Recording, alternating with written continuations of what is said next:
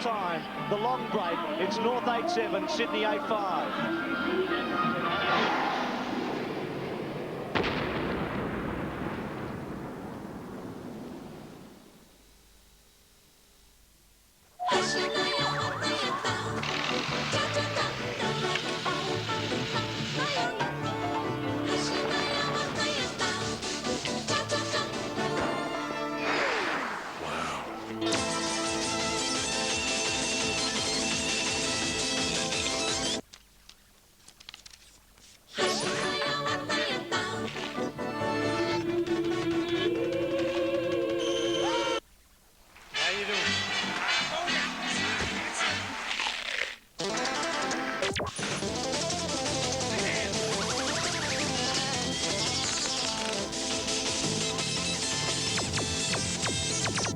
It's Sony. This is the classic blockbuster. The new 500ml classic tube. Classic value. Classic cold-filtered taste. The classic blockbuster from J. Bogan Son. When folks first came to Stephen Whitman's original chocolate store, they never imagined that by 1912, his handmade range of American favorites would grow so large, no one could sample them all. So Whitman's created the Sampler, 42 favorites like hand-dipped chocolate whip and buttercream caramel. Now you can sample some yourself. Whitman's Sampler, the chocolate store in a box. Elizabeth Sewing Centre sale in soon. New models reduced to only $299. My Style is reduced by $100 to $349, and My Lock Overlock is now $369. Specials on cabinets and second-hand machines from $45. But hurry to Elizabeth Sewing Centre. It's on again, the big clunker trade-in at Wayne's Car Sales. You won't get $1,500, you'll get $1,600, but it must be registered. So wheel it into Wayne's. Why do I do it?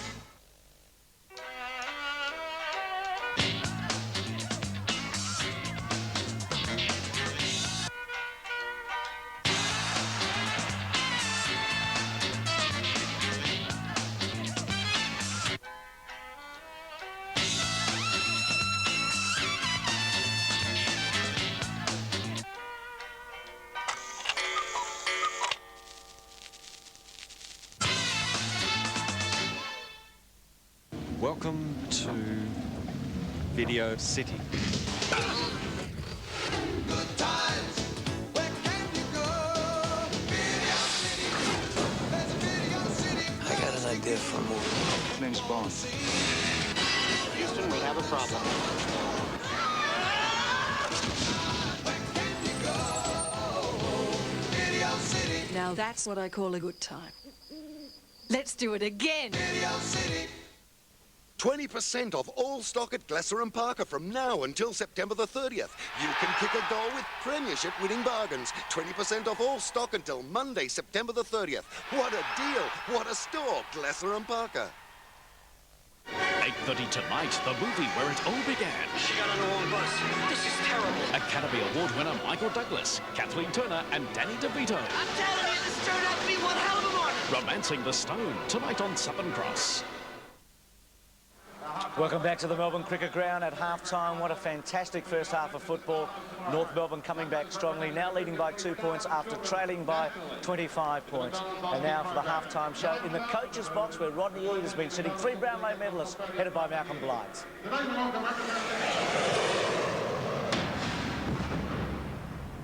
half-time. Thanks. Thanks very much, Bruce. And yes, we're sitting here in the coach's box. It's very tight, and as we look out over this fantastic ground, I have with me Gerard Healy and Ross Glendenning. Welcome, boys. Thanks, Blighty. Not as much pressure as I'm sure Rodney Eade is under at the present time. No, well, actually, they started off very well, fellas, and it really was their half-back line that really did set them up. Yeah, I think the fact that they won the ball out of the middle also exposed North Melbourne, and I think the fact that North Melbourne couldn't get any drive into their forward line, and when they did, it was all long bombs through a pretty packed forward line. that everything fell Sydney's way. Stafford's presence in the middle of the ground has been vital. And of course, Roos across that half-back line, Jared Mel's been critical, just reading the play, sitting off players, crowded that forward area of North. They've done it very well on that rebound. Yes, Paul Roos was fantastic, wasn't he? He really did stop them dead. 11 possessions in that first quarter, Mel. I think what they've done, though, North Melbourne, is perhaps just neutralise that a little bit. John Blakey's done a pretty good job on Paul Roos in that second term. And Shannon Grant perhaps caught out for pace when Dennis Pagan put Allison on for that split second, pinched a goal. It's a pretty smart move. And what about up forward? Lockett was good with 3 goals early, but Troy Luff has been a bit of a surprise packet. Well, he's also benefited from the fact that Sydney has been flooding the back line, because by taking out a couple of the half forwards and pushing them back, there's been just an enormous quantity of space for Troy Luff to pick up the ball. He's more a running player rather than a tall, and I'm sure that's why Dennis Pagan manned up Swass on him in the first time. But I think, Ross, that Swass, if North are to win, Swass has to dominate in the middle of the ground. Which he's done now so far. He's come back on a Creswell where Freeborn early was run around by Creswell. I think Creswell had about 8 touches in that first quarter, so Swass more attuned to playing that middle area. And he's given that drive and he's bombed that ball down to some purpose. We were a bit worried at quarter time. I thought that North was struggling, but then they kicked those 2 late goals from Allison and Freeborn that really put them back in front. Yes, and Crocker coming back on the ground too, Mel, was important as another focal point down there, which Roos was concerned about whether he should take Crocker or stay with Blakey. And Blakey's been critical keeping Roos out of the play in that second term. Freeborn, 3 goals in the quarter in a grand final for a youngster. Yes, to come back after that first effort he had in that first quarter on Creswell, he was so dominant. It's a good effort. Isn't it amazing? The stats were well down for North at quarter time, but at half time, even kicks, amazing. Well, I think the most important stat on the board at the present time is the centre breaks. Sydney clearly were outgunning North Melbourne in the first term. I think North went into the game a little bit defensively. Laidley playing on Grant. He's normally their best half-back. He was playing as a half-forward. It didn't work. They turned that around. And I think this game will be won by the side that wins from the middle. And I guess to emphasise that at the opening bounce, it was pretty clear that Sydney were going to flood the back line, Ross. And what they did was take some of their, normally their half forwards, like a Lewis and a Dyson, and they put them down there, and it was almost as if Carey was a magnet. Every time the ball went near Carey, there were so many people flooding, and Dennis Pagan reacted by pushing his players down. So, in effect, it was Sydney Swans and Rodney Eade who was controlling what happened in exactly. And every time, if Roos didn't take a mark and the ball was punched away from Carey, they had the numbers around the ball. Sometimes it was 3-on-1 to Carey, so they cleared that ball away pretty effectively. It's been fantastic for the Swans all year, this, hasn't it? They've been defensive and they have flooded the opposition forward lines. But I think the best move of the second quarter was McKernan. He dropped back into defence, which effectively evened up the score. So Dennis Pagan has imitated Rodney Eade's initiative, and it really is a square decision now at 50-50, and I think it's going to get down to who can win the ball out of the middle. Well, I said in the opener, fellas, that I thought North they'd the hardest running and the hardest attack of the football, but in Sydney today I've showed they're equal of that, and their target up forward in Tony Lopez kick 4, and Mickey Martin just gets caught out every now and then, Mel, doesn't he? He plays too far away from him, the ball comes down like Maxwell did there, gets caught out on occasions. Yeah, it's been a fantastic first half. We've waited for a real close one, that's for certain. North Melbourne by 2 points. It's a very big crowd. We'll go back to Bruce upstairs after a short break.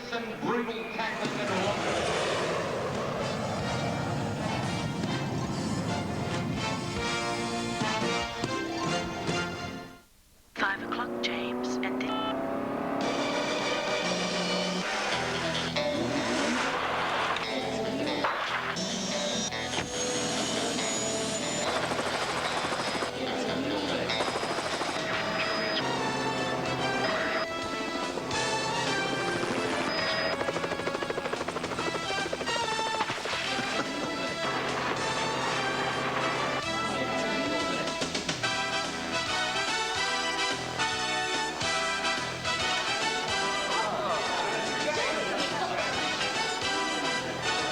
Anchor wetsuits in a class of their own.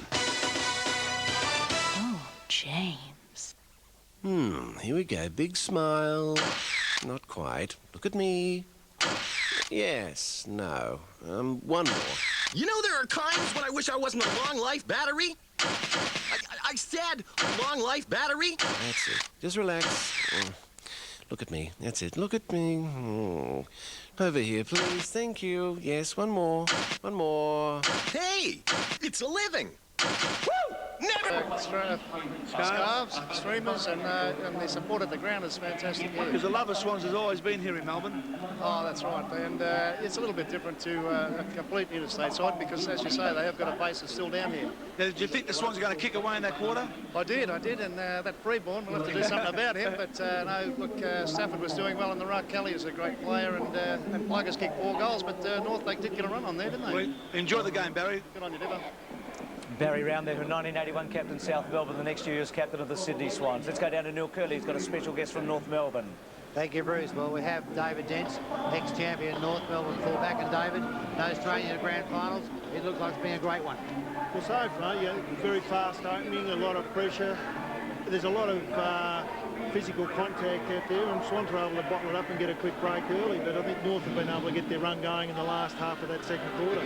Yeah, McKernan's little burst in ruck was pretty valuable, got some movement out of the centre. Well, I would have probably started him off on the ball at the start of the game because I think he is a valuable ruckman and he does control the centre when he's in form. But yeah, he started to get back into it, and I think that's one of the big reasons that North got back into it. Thanks for your time, David. Back to you, Bruce. Thanks, Neil. One of the greats, David Dench. These one-off gold reproductions replicating today's Premiership Cup. So we go into the second half of the Centenary Grand Final with 2 points in favour of the favourite.